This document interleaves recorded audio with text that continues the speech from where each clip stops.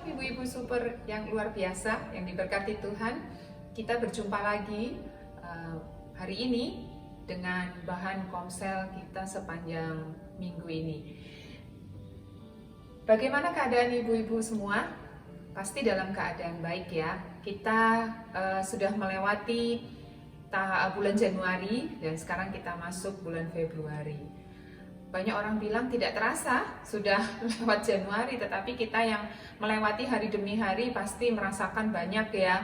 Ada yang mungkin kalau nanti sharing di kelompok keluarga Allah, kalau ditanyakan gimana nih udah ngelewatin Januari, mungkin ada yang bilang biasa-biasa aja, atau aduh banyak pergumulan, banyak PR, ya mas, ya nggak tahu lah gimana, seperti itu mungkin. Tetapi satu hal ibu-ibu, kalau kekuatan kita ada di dalam Tuhan, kita sudah bergaul karib dengan Tuhan seperti bahan komsel kita minggu kemarin, maka kita akan selalu mendapatkan ekstra kekuatan yang baru setiap hari. Karena firman Tuhan berkata, rahmat Tuhan itu selalu baru tiap pagi. Aminkan ini, percaya ini, pasti kita akan disegarkan setiap hari oleh Tuhan.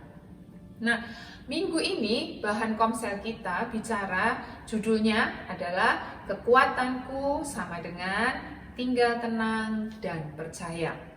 Mari nanti kita buka sama-sama di dalam kitab Yesaya pasal 30 ayat yang ke-15. Sebab beginilah firman Tuhan Allah yang Maha Kudus, Allah Israel. Dengan bertobat dan tinggal diam, kamu akan diselamatkan.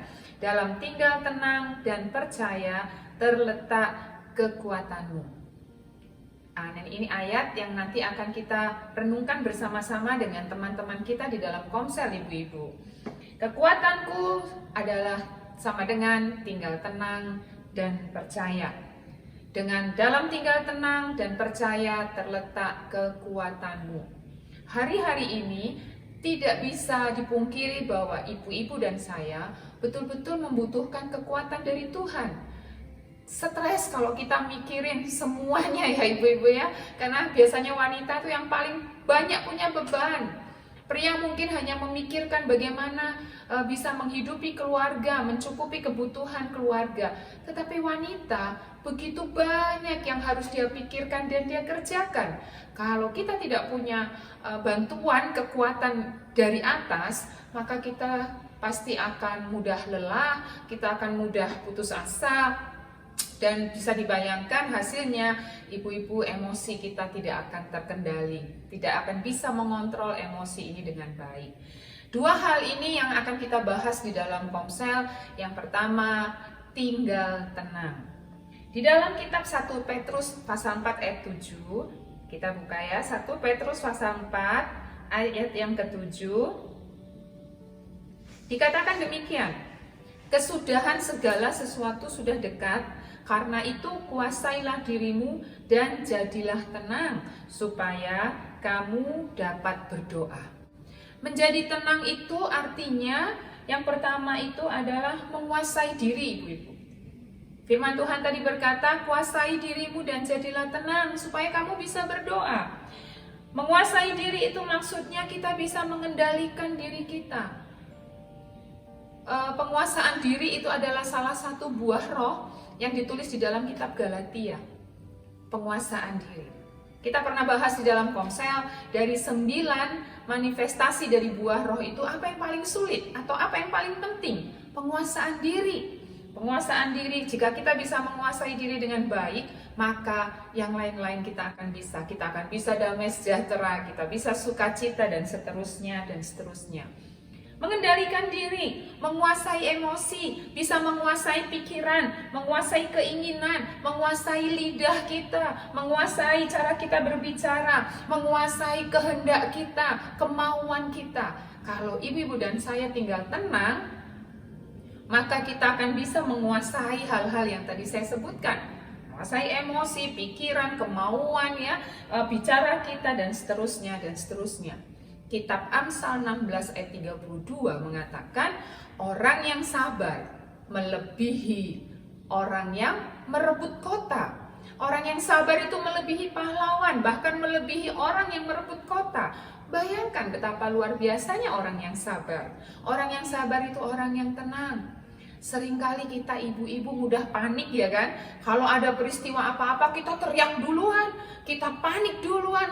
Padahal ketika kita tenang, kita tahu bahwa kita akan mengambil keputusan seperti apa. Kita akan bisa tahu kita harus ambil tindakan seperti apa.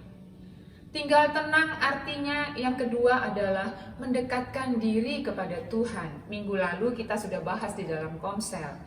Bergaul karib dengan Tuhan, menikmati kemuliaan Allah itu bagaimana.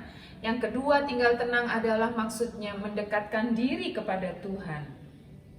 Kitab Mazmur 62 ayat 2 mengatakan, hanya dekat Allah saja aku tenang, daripadanya lah keselamatanku. Ya, dalam dekat dengan Tuhan, hati kita menjadi tenang. Ketenangan diilustrasikan seperti bayi yang habis menyusui ibu-ibu. Di Mazmur 131, nanti kita baca sama-sama ya di dalam Komsel. Mazmur 131 ayatnya yang kedua. Firman Tuhan berkata, sesungguhnya aku telah menenangkan dan mendiamkan jiwaku, seperti anak yang disapih berbaring dekat ibunya. Ya, seperti anak yang disapih jiwaku dalam diriku. Seperti bayi yang setelah kenyang menyusu, dia berbaring tenang di dekat ibunya. Seperti itulah jiwa kita menjadi tenang ketika kita dekat dengan Tuhan. Adakah di antara ibu-ibu yang sudah praktek ketika ibu-ibu memberikan waktu kepada Tuhan, berdiam diri dengan Tuhan, bersekutu dengan Tuhan, lalu ibu-ibu mendapatkan ketenangan? Kalau ada yang sudah mengalami itu, mari bagi dengan teman-temannya di dalam Komsel. Di dalam ketenangan kita dapat mendengar, kita dapat memperhatikan suara Tuhan, kita dapat menerima petunjuk, kita dapat menerima nasihat, kita dapat menerima hikmat, kita dapat menerima tuntunan, kita bahkan dapat mendengar atau menerima atau memperhatikan ada jalan keluar, ada solusi yang diberikan Tuhan kepada kita untuk masalah-masalah yang sedang kita hadapi setiap hari, ibu-ibu. Bahkan mungkin untuk masalah yang sudah kita khawatirkan, yang seringkali membuat kita cemas karena kita memikirkan hal-hal yang mungkin nanti 6 bulan kemudian, 1 tahun kemudian, kita sudah pikir dari sekarang dan seringkali itu membuat kita jadi tidak tenang. Kadang-kadang kita lupa bahwa firman Tuhan berkata kesusahan sehari cukup untuk sehari, karena hari esok mempunyai kesusahannya sendiri. Tetapi ketika kita mendekatkan diri kepada Tuhan, kita menjadi tenang, maka kita bisa mendengar firman Tuhan yang berbicara, mengingatkan kita akan apa yang harus kita lakukan, sikap apa yang mesti kita ambil dalam menghadapi situasi dan persoalan ini. Mari praktekkan ini. Atau mungkin ibu-ibu ada yang sudah mengalami hasil yang luar biasa ketika ibu-ibu tenang, lalu ibu-ibu mendapatkan hikmat, mendapatkan tuntunan dari Tuhan bagaimana harus menghadapi persoalan kita. Bagikan itu di dalam Komsel supaya bisa menjadi berkat bagi teman-teman kita yang lain.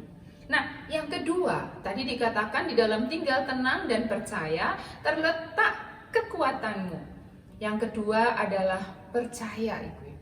Percaya itu maksudnya adalah tidak mendua hati. Kitab Yakobus pasal 1 ayat 8 dikatakan begini, orang yang mendua hati itu sama dengan perahu yang diombang-ambingkan. Dan dikatakan orang yang mendua hati jangan berharap bahwa dia akan menerima sesuatu dari Tuhan. Kalau kita misalnya suami kita aja ibu-ibu mendua hati, bagaimana perasaan ibu-ibu? Wah, pasti nggak mau ya, pasti marah sekali karena pasangan kita mendua hati.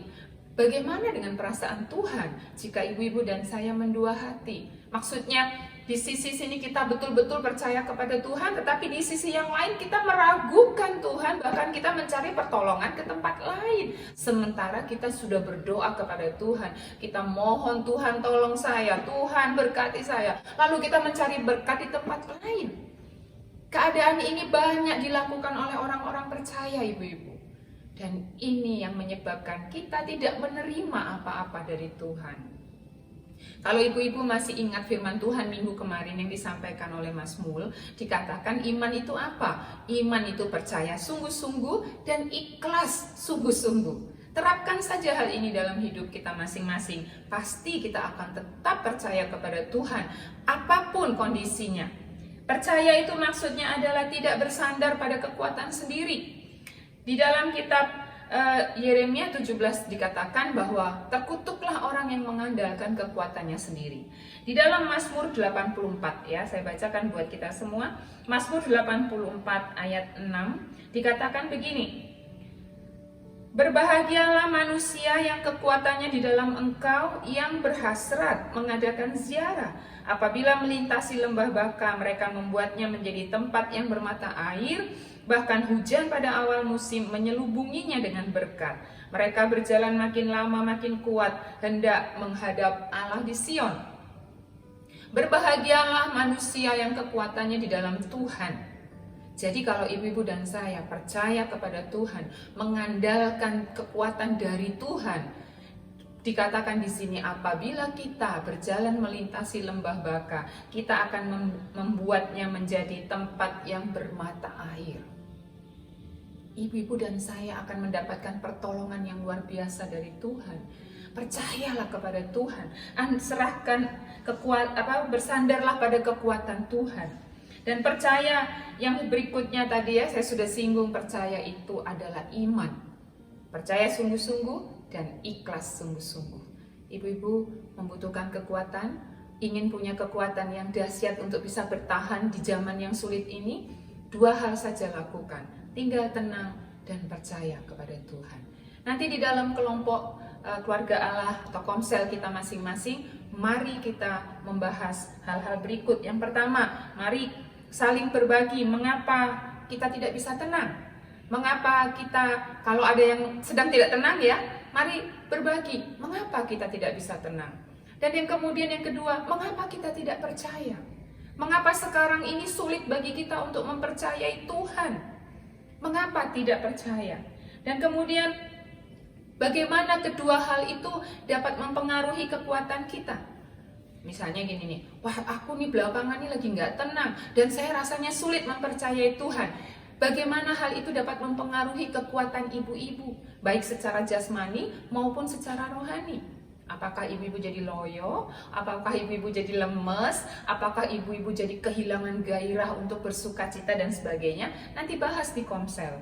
Lalu kemudian kalau sudah begitu, apa yang harus kita lakukan? Nah, di sini kita akan mempraktekkan yang namanya saling, ibu-ibu, saling menguatkan, saling memberi saran, nasihat, saling berbagi. Mungkin ada ibu-ibu yang sudah berhasil melewatinya atau mempraktekkannya dan mempunyai hal-hal yang hasil-hasil yang luar biasa. Ibu-ibu bagi, mari saling membantu. Mungkin ada di antara anggota komsel kita yang sedang lemah saat ini. Mari lakukan hal yang diperintahkan Tuhan kepada kita semua, dan mari saling mendoakan satu dengan yang lainnya. Kita semua berharap bahwa di tahun ini kita betul-betul akan diberi kekuatan oleh Tuhan. Lakukan dua hal ini, tinggal tenang dan percaya. Tuhan memberkati.